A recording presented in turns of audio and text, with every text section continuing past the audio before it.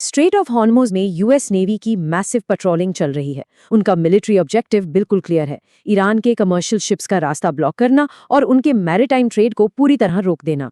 लेकिन इस military control के बाद भी ईरान का इंटरनेशनल ट्रेड बंद नहीं हुआ है। समुंदर में इतनी स्ट्रिक्ट नेवल चेकिंग के बावजूद ऑयल और गुड्स बॉर्डर क्रॉस कर रहे हैं। तो यहाँ सबसे बड़ा सवाल ये है, इस ब्लॉकेड के बाद भी ट्रेड आखिर कैसे चल रहा है? अमेरिका की पूरी स्ट्रैटेजी एक नेवल ब्लॉकेड पर बेस्ड है। ये एक मिलिट्री एक्शन होता है जहां समुद्री रास्ते को ब्लॉक करके किसी देश का ट्रेड रोका जाता है। उनका प्लान सीधा था, ईरान के ऑयल एक्सपोर्ट्स रोको, उनकी इकोनॉमी को डैमेज करो और उन्हें नेगोशिएशंस के लिए फोर्स करो। लेकिन इस स्ट्रैटेजी में एक बड़ा लूप होल आ चुका है। पाकिस्तान ने एक direct land bypass root open कर दिया है। कराची पोर्ट पर रोज हजारों कंटेनर्स अनलोड हो रहे हैं। ये कार्गो शिप्स समुंदरी ब्लॉकेड वाले एरिया में नहीं जाते, बल्कि यहाँ से अपना सामान जमीन के रास्ते ईरान बॉर्डर की तरफ भेज देते हैं। इसका फिजिकल मैकेनिज्म बहुत स्ट्रेट फॉरवर्ड है।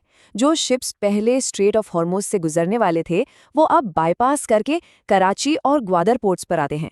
वहां से सामान ट्रक्स और फ्रेट ट्रेन्स पर लोड होता है और फिर बलूचिस्तान का लैंड बॉर्डर क्रॉस करके सेफली ईरान के अंदर पहुंच जाता है। इस लैंड बाईपास का स्केल काफी बड़ा है। पाकिस्तान ने ऑफिशियली 6 अलग-अलग लैंड ट्रांजिट रूट्स एक्टिवेट कर दिए हैं। इनमें ग्वादार से गबेर और ताफ्तान बॉर्डर तक के मेजर हाईवे कॉरिडोर्स शामिल हैं।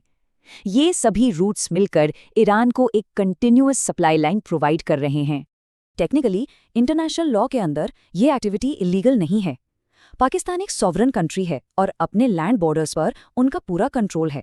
वो किसी भी थर्ड पार्टी ट्रेड को ट्रांजिट अलाउ कर सकते हैं। यही एक नेवल ब्लॉकेड की सबसे बड़ी ज्योग्राफिक लिमिटेशन होती है। ब्लॉकेड सिर्फ समुंदर पर फोर्स किया जा सकता है, जमीन पर नहीं। ये मूव एक क्लियर जियोपॉलिटिकल कॉन्ट्रडिक्शन क्रिएट करता है।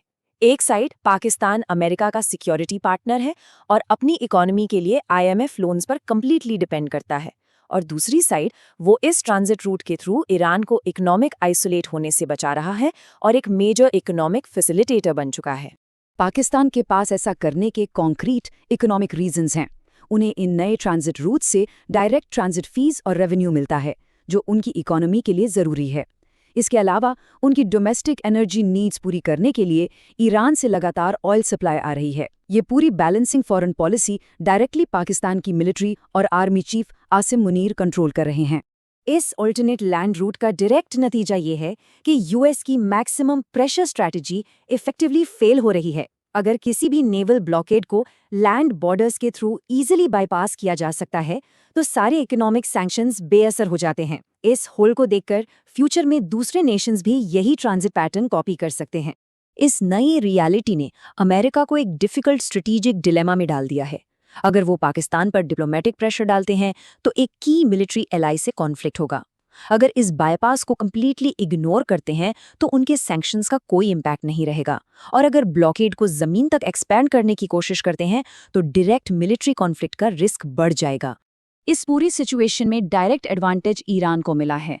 पाकिस्तान के इस ऑल्टरनेटिव ट्रेड कॉरिडोर ने ईरान को उस इकोनॉमिक आइसोलेशन से बचा लिया है जो यूएस क्रिएट करना चाहता था।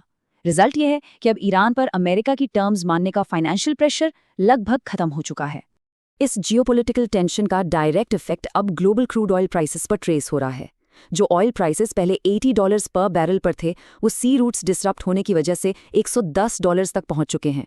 मार्केट प्रोजेक्शंस क्लियरली शो कर रहे हैं कि अगर ये नेवल स्टैंड ऑफ और बाईपास चलता रहा, तो प्राइसेस आने वाले टाइम में $130 से ऊपर जा सकते हैं। ये इशू अब सिर्फ एक नेवल ब्लॉकेड तक लिमिटेड नहीं रहा।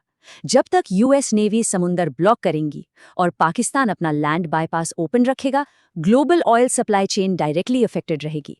अब यहाँ सबसे बड़ा कंसर्न ये है कि अगर ये बाईपास रूट और ब्लॉकेड दोनों ऐसे ही कंटिन्यू रहे, तो आने वाले महीनों में ग्लोबल ऑयल मार्केट और कितना अनस्टेबल हो सकता है।